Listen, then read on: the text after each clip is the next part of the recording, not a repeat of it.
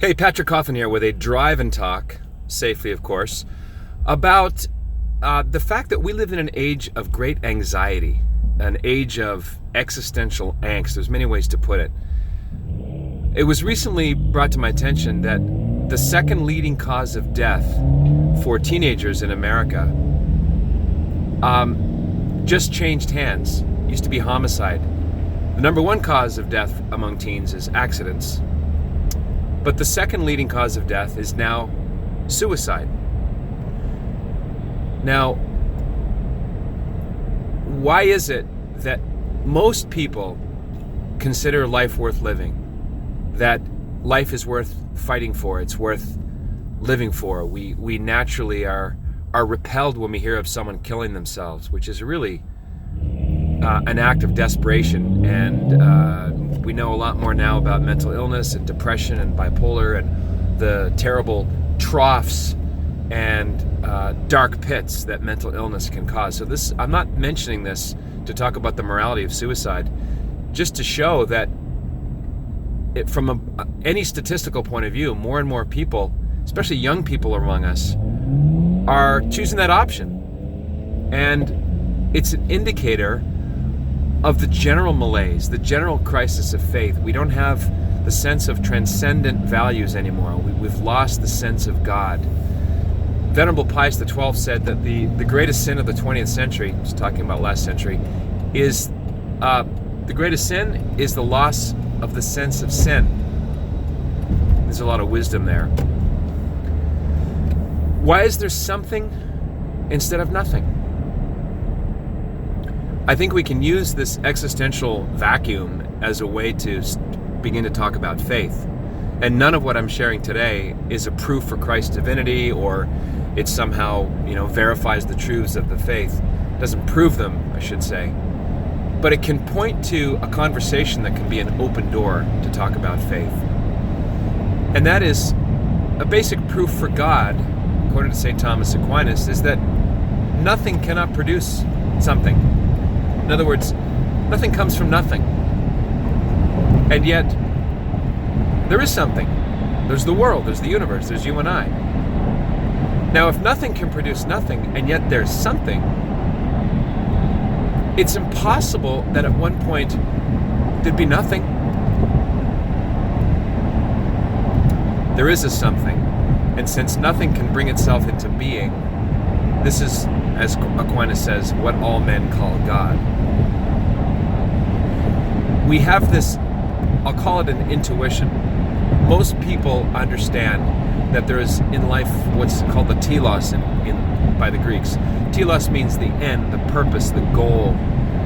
We don't cause our own hearts to pump blood. We don't cause our own lungs to do what they do and our stomach to do what it does, and so on. These things are givens, and we discover, if we look at the choices that we make, we discover that all of us naturally have this impulse to ought versus ought not.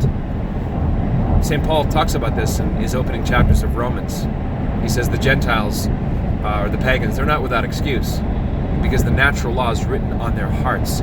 Do good, avoid evil. Every pagan, godless civilization has the same insight. Now, this is something that C.S. Lewis talks about in his book, The Abolition of Man. There's an appendix in that book in which he calls the natural law the Tao, T-A-O, pronounced Tao.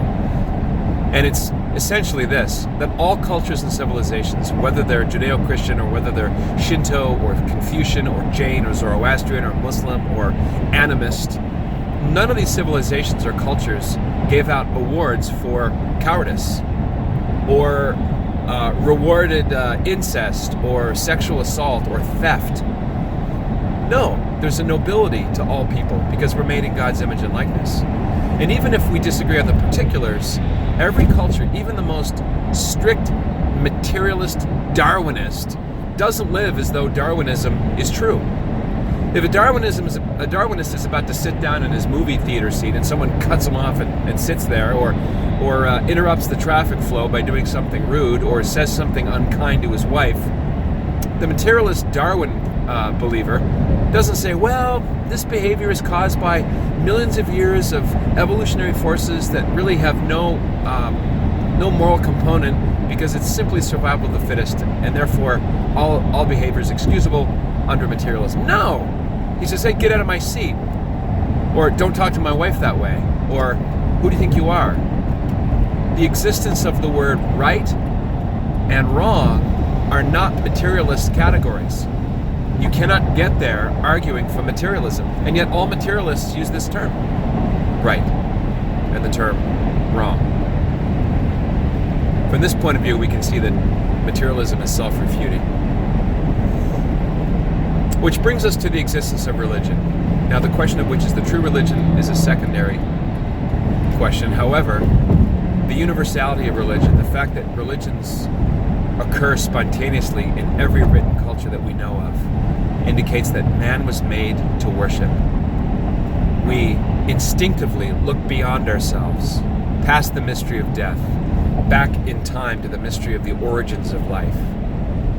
It's deep in the race of humans, so to speak, this impulse to worship. It's part of our DNA. It's the way we're made.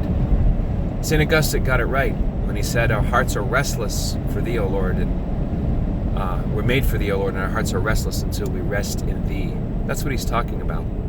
We naturally want to seek and find the truth of our origin and the truth of our destiny. Human reason cannot prove any of the truths of the faith.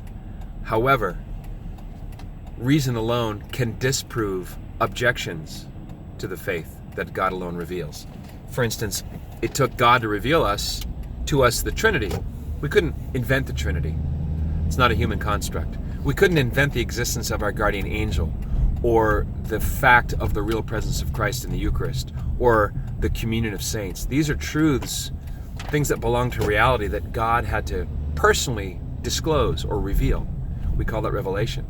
However, we can disprove objections to the Trinity, to our guardian angel, to the real presence, to the communion of saints, because reason works in concert with revelation. In other words, faith and reason are not mutually exclusive.